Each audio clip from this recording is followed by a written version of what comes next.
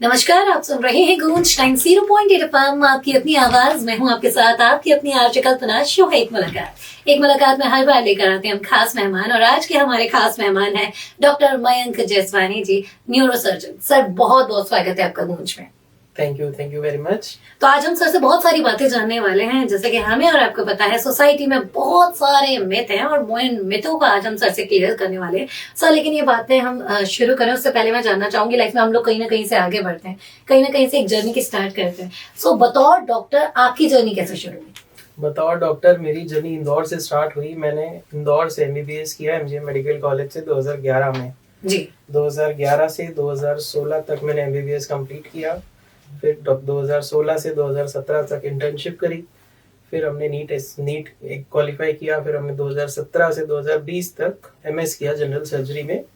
उसके बाद फिर से हमने एक नीट दिया। फिर हम 2020 से 2023 तक ग्वालियर में ही एमसीएच न्यूरो सर्जरी डिपार्टमेंट में डिग्री लिए। उसके बाद हमने एक फेलोशिप की बेल्जियम से। हम 3 महीने के लिए बेल्जियम गए। वहां से हमने एडवांस एंडोस्कोपिक स्पाइन सर्जरी के लिए वर्कशॉप्स किए और कुछ सर्जरीज में ट्रेनिंग ली। फिर हम ग्वालियर आके प्रैक्टिस कर रहे हैं जी। और मुझे लगता है जब आप उसी शहर में आते हैं जहां से आप बहुत कुछ सीखते हैं, तो मुझे लगता है एक अलग फीलिंग वो होती है जब आप उन्हीं लोगों को अपनी सेवाएं देते हैं, क्योंकि कहीं ना कहीं वो आपका एक इमोशनल अटैचमेंट जहाँ हो जाता है, वहां से बहुत सारी चीजें अलग निकल के आती हैं। सर, इसी के साथ अगर मैं बात करूँ ब्रेन ट्यूमर की या फिर स्पाइन रिलेटेड किसी को अगर प्रॉब्लम्स होती हैं, तो उनके कॉमन और अर्ली सिम्टम्स क्या है, जिससे हम उन्हें जल्दी अगर हम डिटेक्ट कर लें तो जल्दी हम उन्हें क्योर भी कर पाए?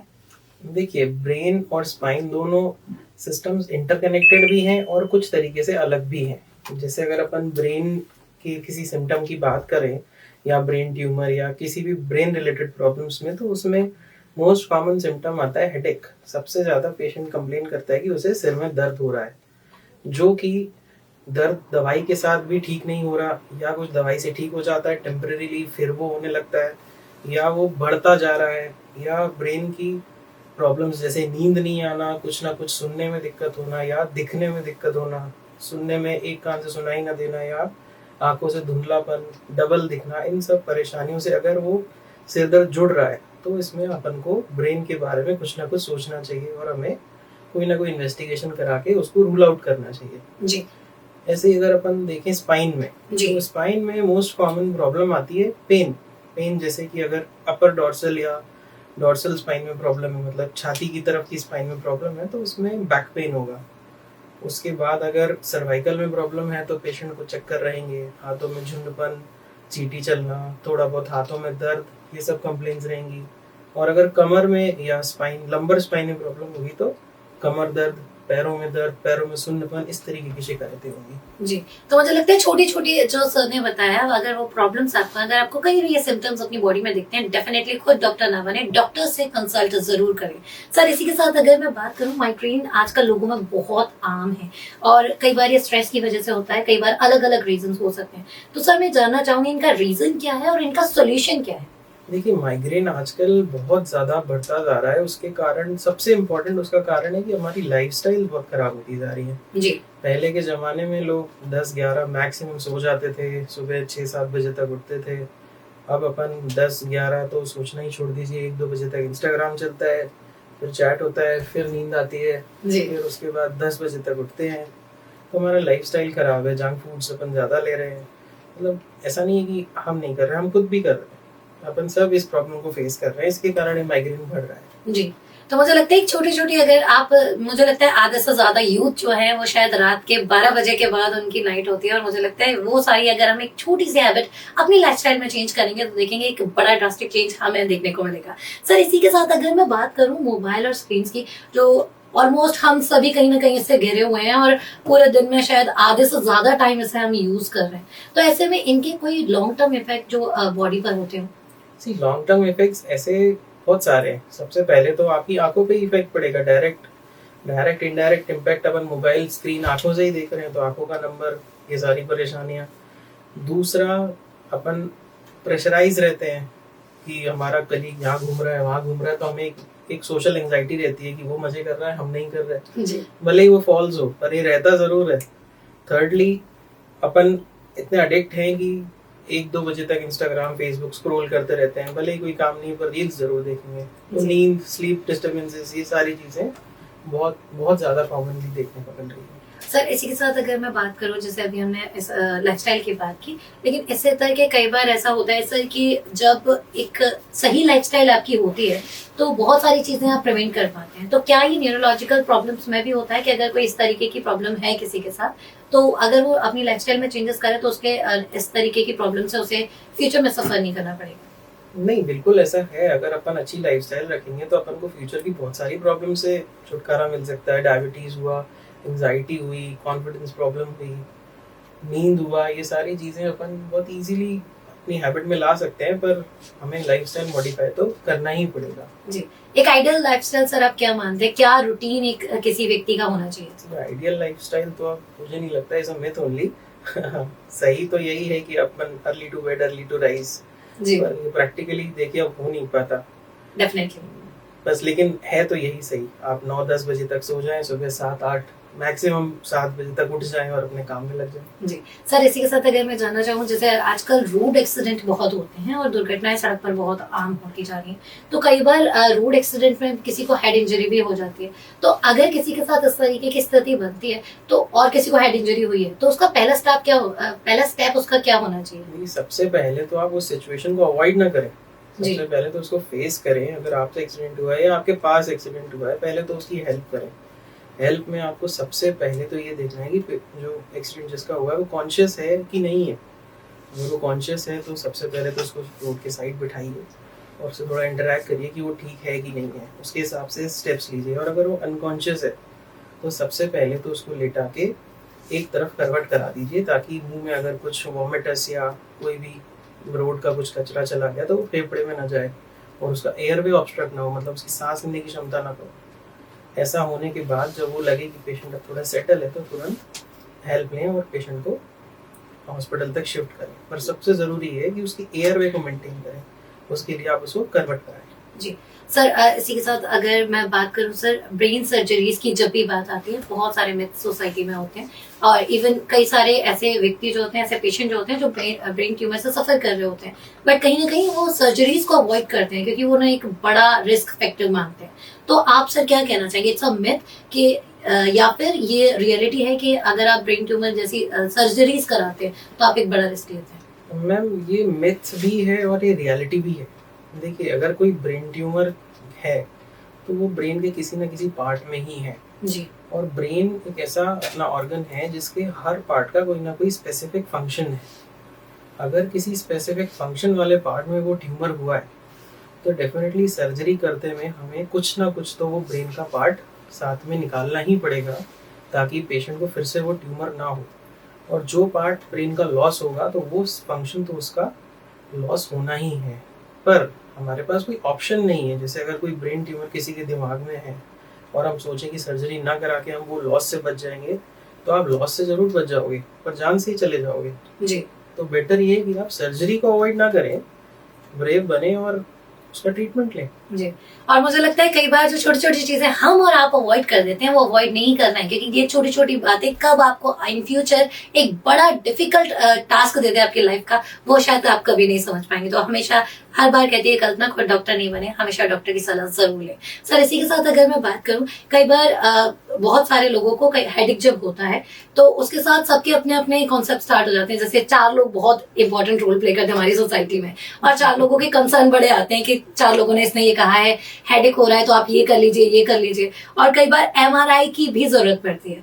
तो क्या हर हेडेक में एमआरआई कराने की जरूरत है या फिर ऐसा नहीं होता केस में? देखिए, आपने बात अच्छी कही, 4 लोग क्या कहेंगे। तो पहला लेसन तो यही है कि वो 4 लोग कोई नहीं होते। 4 लोगों की बात कभी सुननी ही नहीं होती। जी। आपको अपने हिसाब से ही चलना है, जो सही है उसको फॉलो करना है। और रही बात दूसरी, अगर हर हेडेक में एमआरआई की जरूरत पड़ेगी तो एमआरआई मशीन्स बहुत कम पड़ जाएंगी दुनिया में। जी। तो अपन को बहुत रैशनलाइज होकर एमआरआई की जरूरत पड़नी चाहिए। मतलब किस हेडेक में जरूरत है, किस हेडेक में जरूरत नहीं है, तो ये हम खुद डिसाइड ना करके एक डॉक्टर पे ये काम छोड़ें तो ज्यादा अच्छा रहेगा। वो फिर अपने आप जज करेंगे कि किस पेशेंट को एमआरआई करानी है, किस पेशेंट को एमआरआई नहीं करानी है। जी। और मुझे लगता है डिग्री लेके जो डॉक्टर बना उसने एक लंबी जर्नी तय की है, बहुत सारी चीजें सीखी हैं जो शायद आप नहीं जानते। तो जिस चीज के पीछे आपको कोई नॉलेज नहीं है, कोई आपका कॉन्सेप्ट नहीं है, तो उस चीज को वहीं छोड़कर अपने डॉक्टर से जरूर कंसल्ट कीजिए, क्योंकि 4 लोग कुछ कह देते हैं लेकिन उसके बाद जो कुछ होता है वो हमसे देखा नहीं जाता। तो इन फ्यूचर आपको इन सारी चीजों से डील ना करना पड़े, उसके लिए हमेशा कल्पना कहती है खुद डॉक्टर बिल्कुल मत बनिए। सर इसी के साथ अगर मैं बात करूं स्पाइन रिलेटेड, जब भी किसी को इश्यूज आते हैं या फिर स्पाइन की सर्जरीज होती है, तब सोसाइटी में एक ये बड़ा मिथ होता है कि स्पाइन की सर्जरी होने के बाद आप फिर से चल नहीं सकते। इट्स अ मिथ और ट्रू? ये this is completely a myth. इस प्रॉब्लम से तो सारे न्यूरोसर्जन्स डील कर रहे हैं। उनको पेशेंट को सर्जरी से पहले ये समझाना पड़ता है कि भाई सर्जरी में आप कुछ नहीं होगा, उसके बाद आप जैसे अभी चल रहे हो वैसे ही चलते रहेंगे। इम्पॉर्टेंट ये है कि पेशेंट्स के दिमाग में कुछ मिथ्स बैठ गए हैं कि हमारा पेशेंट था पड़ोसी जिसने ऑपरेट कराया, वो चल नहीं पाया, पर वो ये बात नहीं बताते कि उसने 1950 में ऑपरेट कराया था। Technology is ever evolving. अभी टेक्नोलॉजी बहुत बदल गई है। एंडोस्कोपिक सर्जरीज हो रही हैं जिसमें पेशेंट नेक्स्ट डे मोबिलाइज हो जाता है, 2 दिन में तो घर चला जाता है। अब वो सब चीजें नहीं रही कि पेशेंट चल नहीं पाएगा। पेशेंट बहुत कंफर्टेबली चलता है। डिपेंड करता है पैथोलॉजी पे। हाँ, अगर कोई जैसे कोई स्पाइन ट्यूमर है या ऐसी कोई बीमारी है जिसमें कोई लॉस होता है तो एक अलग बात है। बाकी जो शायटिका और स्लिप डिस्क और ये जो बेसिक प्रॉब्लम्स हैं जो दुनिया में घूम रही हैं आजकल, उसमें कोई भी परेशानी नहीं होती। पेशेंट नेक्स्ट डे मोबिलाइज होता है जी। और कुछ मिथ सिर्फ मिथ ही होते हैं, तो किसी भी चीज पर आंख बंद करके कभी विश्वास ना करें। एक बार 4 लोगों की बातों में ना आए जी, क्योंकि ये 4 लोग अच्छा करे ना करे वो अलग बात है, बुरा जरूर हो सकता है कई बार आपके साथ। तो सर इसी के साथ अगर मैं बात करूं सर, हाल ही में जेएच में आपने एक सर इसी के साथ अगर मैं बात करूं, हाल ही में एक आपने गवर्नमेंट हॉस्पिटल में सर्जरी की है और नो डाउट अपनी तरह का ये पहला केस है ग्वालियर में। तो क्या आपका एक्सपीरियंस रहा? इवन अगर मैं पेशेंट या अटेंडर्स की भी बात करूं तो क्या उनकी तरफ से आपको रिव्यूज मिले? ये एक अच्छी स्टोरी थी। मैं डिस्ट्रिक्ट हॉस्पिटल मुरार में पोस्टेड हुआ एज ए न्यूरोसर्जन। वहाँ पे न्यूरो सर्जरी का पहली बार कोई डॉक्टर पोस्ट हुआ है, तो वहाँ पे ना किसी स्टाफ को ना ओटी में किसी को भी न्यूरो सर्जरी का किसी भी तरीके का ओरिएंटेशन नहीं था। स्टार्ट करना थोड़ा सा डिफिकल्ट था। जैसे पेशेंट को पहले तो ये पता चला कि यहाँ डिपार्टमेंट में न्यूरो सर्जरी कभी होती ही नहीं थी, तो पहले तो उसे कन्विंस करना, भाई यहाँ सब हो जाएगा, तुम टेंशन मत लो। तो वो भी थोड़ा डिफिकल्ट चैलेंज था। वो कन्विंस हो गया, फाइनली वो सर्जरी के लिए एग्री किया। फिर ओटी स्टाफ इतना ट्रेंड नहीं था, उन सबको हमने थोड़ा सा सेंसिटाइज किया कि न्यूरो सर्जरी कैसे होनी है। फिर हमारे सीएस सर हैं राकेश शर्मा सर, उनके सपोर्ट से हमने वहाँ पे सर्जरी को एग्जीक्यूट किया। सर्जरी बहुत बढ़िया रही। पेशेंट तो वैसे फॉलोअप पे भी आ रहा है, he is very good, he is comfortable और वो चल रहा है। सरकारी हॉस्पिटल में ऑपरेट होने के बाद भी चल रहा है जी। तो मुझे लगता है ग्वालियर में एक सबसे बड़ा मिथ ये है कि गवर्नमेंट हॉस्पिटल की अगर न्यूरो सर्जरीज की बात करें तो उन्हें लेके लोगों में बहुत डर था सर, जो मुझे लगता है आपके इस स्टेप के बाद बहुत क्लियर हुआ है। क्योंकि कई बार इंसान इतने में डाउट में होता है, पेशेंट बहुत डाउट में होता है कि गवर्नमेंट हॉस्पिटल में सर्जरी, एक कहीं ना कहीं हमें सारी चीजें प्राइवेट चाहिए होती हैं, लेकिन जब फैसिलिटीज की बात आती है तो कहीं ना कहीं हम डाउटफुल हो जाते हैं गवर्नमेंट फैसिलिटीज को लेकर। लेकिन जिस तरीके से गवर्नमेंट इनिशिएटिव ले रही है, जिस तरीके से डॉक्टर्स अपना काम कर रहे हैं, डेफिनेटली सोसाइटी ने एक बड़ा चेंज देखा है। और एक चेंज तो सर हमारे साथ खुद बैठे हैं जिन्होंने एक बेहतरीन तरीके से काम किया, काम ही नहीं किया, पेशेंट के साथ सक्सेसफुल तौर पर उसे सोसाइटी में प्रेजेंट भी किया। तो sir we need more person like you. So definitely हम बहुत चेंज लेके आने वाले हैं ग्वालियर में। लेकिन इसी के साथ एक और बात मैं सर जानना चाहूंगी, एमबीबीएस से एमसीएच का जो सफर आपका रहा, डेफिनेटली डॉक्टरी की डिग्री तो ईजी नहीं होती है, लेकिन कहीं ना कहीं पढ़ाई जब आप कोई लेते हैं, कोई प्रोफेशनल डिग्री लेते हैं, तो वो अकेले नहीं आती, अपने साथ थोड़ा सा प्रेशर लेकर आती है।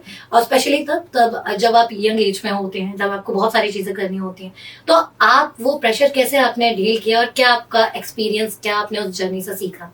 सबसे पहले तो अब जब आप एमबीबीएस करते हो तो मैं समझता हूँ किसी भी मेडिकल स्टूडेंट की लाइफ में वो सबसे अच्छा फेज रहता है जी, क्योंकि उसमें आपको सिर्फ मजे करने होते हैं और पढ़ना होता है जी।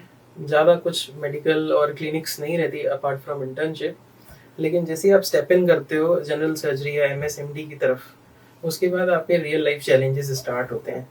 तब आपको फर्स्ट ईयर्स में बहुत लंबी ड्यूटीज़ करनी पड़ती हैं, पेशेंट्स डील करने पड़ते हैं, मोरॉन्स को भी बहुत डील करना पड़ता है, एडमिनिस्ट्रेशन डील करना पड़ता है, पढ़ना पड़ता है, एग्ज़ाम का प्रेशर, बहुत सारी चीज़ें रहती हैं।